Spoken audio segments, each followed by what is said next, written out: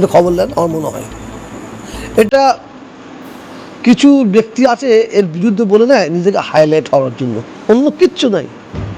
এটা এর সত্যিকারের যদি সে মানে মন মানসিকতা ভালো থাকতে এই বক্তব্য সে রাখতো না। সে দেখছে আমার তো বাজার করতে হবে, অথবা এর বিরুদ্ধে একটু বললে একটা সাধারণ মানুষের মধ্যে একটা ইফেক্ট পড়বে, সেই জন্য সেই জিনিসটা করতে চাইছে বলে আমার মনে হয়। এতে আমি আমার মানে শরিয়তের চোখে বলুন, ইসলামের চোখে বলুন, দিনের চোখে বলুন, মানবতার চোখে বলুন, কোনো অসুবিধা বলে আছে বলে আমার মনে হয়নি।